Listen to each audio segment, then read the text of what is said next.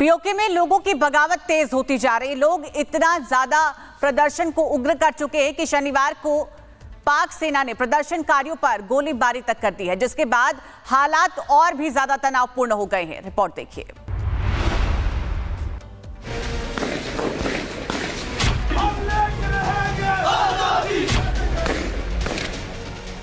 पाकिस्तान के कब्जे वाले कश्मीर के लोगों में एक बार फिर गुस्सा है।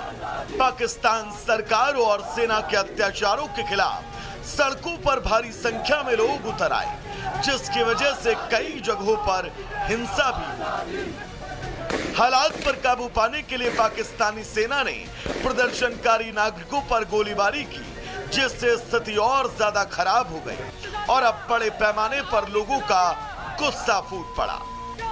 पाक सरकार ने तनाव को देखते हुए पर्यटकों को पीओके न जाने की सलाह दी, साथ ही पत्रकारों और मीडिया को भी पीओके में जाने से रोक दिया। मिली जानकारी के मुताबिक 2000 पुलिसकर्मी और 167 एफसी प्लाटून पीओके में तैनात कर दी गई है। आपको बता दें, पीओके में महंगाई, रोजगार और संसाधनों पर हक जैसे मुद्दों को लेकर जनता सड़कों पर है। ज्वाइंट अवामी एक्शन कमेटी की अगुवाई में लगातार विरोध बढ़ रहा है। ऐसे में शहबाज की सरकार और आसिम मुनीर के नेतृत्व वाली आर्मी इस प्रदर्शन को दबाने की कोशिश कर रही है। Bureau report, Republic Bharat. Nepal के भारी विरोध प्रदर्शन के बाद पहली बार सार्वजनिक रूप से कार्यक्रम में पूर्व प्रधानमंत्री केपी शर्मा ओली शामिल हुए हैं और अपने कार्यकाल का बचाव भी किया है। रिपोर्ट देखिए।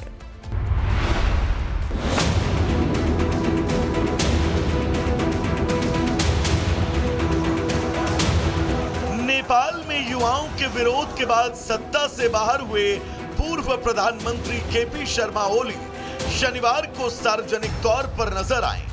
ओली ने अपनी पार्टी सीपीएन यूएमएल की स्टूडेंट विंग राष्ट्रीय युवा संघ के कार्यक्रम में हिस्सा लिया, जिसका आयोजन भक्तपुर में हुआ। इस दौरान उन्होंने युवाओं के प्रदर्शन पर नाराजगी जताई। वहीं मौजूदा अंतरिम सरकार को उन्होंने प्रचार की सरकार कहते हुए खारिज किया। नेपाल के सबसे सीनियर नेताओं में शुमार ओली की 9 सितंबर को पद छोड़ने के बाद ये पहली सार्वजनिक उपस्थिति थी। कार्यक्रम में भाषण के दौरान ओली ने सुशीला कार्की के नेतृत्व वाली मौजूदा अंतरिम सरकार पर निशाना साधा। उन्होंने कहा कि ये सरकार लोगों के वोटों से नहीं बनी है, ये तोड़फोड़ और आगजनी के जरिए बनी प्रचार की सरकार है। युवाओं के इस कार्यक्रम में उनकी उपस्थिति को उनकी पार्टी के युवा वर्ग से दोबारा जुड़ने की रणनीति माना जा रहा है, जो हाल ही के संकट के दौरान उनकी नेतृत्व शैली की आलोचना कर रहे थे। Bureau report, Republic Bharat.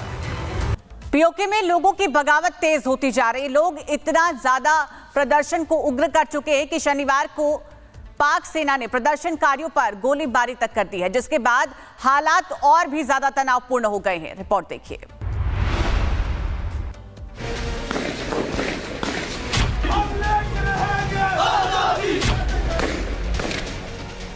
Pakistan के कब्जे वाले कश्मीर के लोगों में एक बार फिर गुस्सा है। पाकिस्तान सरकार और सेना के अत्याचारों के खिलाफ सड़कों पर भारी संख्या में लोग उतर आए, जिसकी वजह से कई जगहों पर हिंसा भी हुई। हालात पर काबू पाने के लिए पाकिस्तानी सेना ने प्रदर्शनकारी नागरिकों पर गोलीबारी की, जिससे स्थिति और ज्यादा खराब हो गई और अब बड़े पैमाने पर लोगों का गुस्सा फूट पड़ा। पाक सरकार ने तनाव को देखते हुए पर्यटकों को पीओके न जाने की सलाह दी, साथ ही पत्रकारों और मीडिया को भी पीओके में जाने से रोक दिया। मिली जानकारी के मुताबिक 2000 पुलिसकर्मी और 167 एफसी प्लाटून पीओके में तैनात कर दी गई है। आपको बता दें, पीओके में महंगाई, रोजगार और संसाधनों पर हक जैसे मुद्दों को लेकर जनता सड़कों पर है। ज्वाइंट अवामी एक्शन कमेटी की अगुवाई में लगातार विरोध बढ़ रहा है। ऐसे में शहबाज की सरकार और आसिम मुनीर के नेतृत्व वाली आर्मी इस प्रदर्शन को दबाने की कोशिश कर रही है। Bureau report, Republic Bharat. Nepal के भारी विरोध प्रदर्शन के बाद पहली बार सार्वजनिक रूप से कार्यक्रम में पूर्व प्रधानमंत्री केपी शर्मा ओली शामिल हुए हैं और अपने कार्यकाल का बचाव भी किया है। रिपोर्ट देखिए।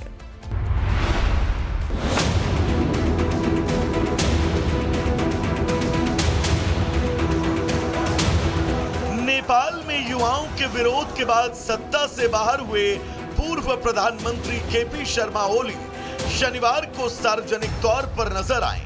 ओली ने अपनी पार्टी सीपीएन यूएमएल की स्टूडेंट विंग राष्ट्रीय युवा संघ के कार्यक्रम में हिस्सा लिया, जिसका आयोजन भक्तपुर में हुआ। इस दौरान उन्होंने युवाओं के प्रदर्शन पर नाराजगी जताई। वहीं मौजूदा अंतरिम सरकार को उन्होंने प्रचार की सरकार कहते हुए खारिज किया। नेपाल के सबसे सीनियर नेताओं में शुमार ओली की 9 सितंबर को पद छोड़ने के बाद ये पहली सार्वजनिक उपस्थिति थी। कार्यक्रम में भाषण के दौरान ओली ने सुशीला कार्की के नेतृत्व वाली मौजूदा अंतरिम सरकार पर निशाना साधा। उन्होंने कहा कि ये सरकार लोगों के वोटों से नहीं बनी है, ये तोड़फोड़ और आगजनी के जरिए बनी प्रचार की सरकार है। युवाओं के इस कार्यक्रम में उनकी उपस्थिति को उनकी पार्टी के युवा वर्ग से दोबारा जुड़ने की रणनीति माना जा रहा है, जो हाल ही के संकट के दौरान उनकी नेतृत्व शैली की आलोचना कर रहे थे। Bureau report, Republic Bharat. PoK में लोगों की बगावत तेज होती जा रही। लोग इतना ज्यादा प्रदर्शन को उग्र कर चुके हैं कि शनिवार को पाक सेना ने प्रदर्शनकारियों पर गोलीबारी तक कर दी है, जिसके बाद हालात और भी ज्यादा तनावपूर्ण हो गए हैं। रिपोर्ट देखिए।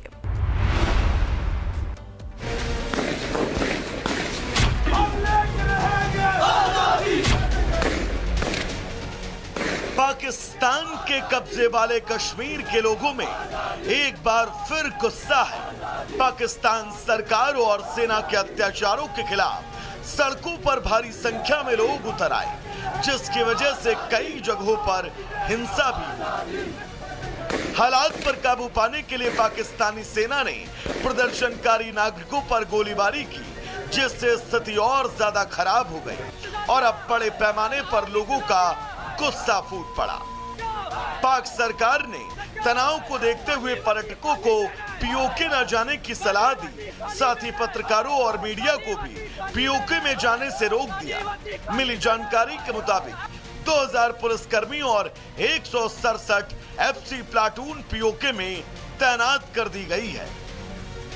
आपको बता दें, पीओके में महंगाई, रोजगार और संसाधनों पर हक जैसे मुद्दों को लेकर जनता सड़कों पर है। ज्वाइंट अवामी एक्शन कमेटी की अगुवाई में लगातार विरोध बढ़ रहा है। ऐसे में शहबाज की सरकार और आसिम मुनीर के नेतृत्व वाली आर्मी इस प्रदर्शन को दबाने की कोशिश कर रही है। Bureau report, Republic Bharat.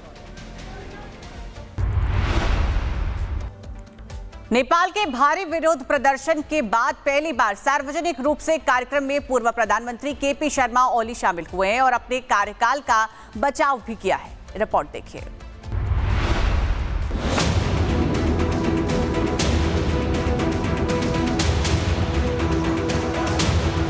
Nepal में युवाओं के विरोध के बाद सत्ता से बाहर हुए पूर्व प्रधानमंत्री केपी शर्मा ओली शनिवार को सार्वजनिक तौर पर नजर आए। ओली ने अपनी पार्टी सीपीएन यूएमएल की स्टूडेंट विंग राष्ट्रीय युवा संघ के कार्यक्रम में हिस्सा लिया, जिसका आयोजन भक्तपुर में हुआ। इस दौरान उन्होंने युवाओं के प्रदर्शन पर नाराजगी जताई। वहीं मौजूदा अंतरिम सरकार को उन्होंने प्रचार की सरकार कहते हुए खारिज किया। नेपाल के सबसे सीनियर नेताओं में शुमार ओली की 9 सितंबर को पद छोड़ने के बाद ये पहली सार्वजनिक उपस्थिति थी।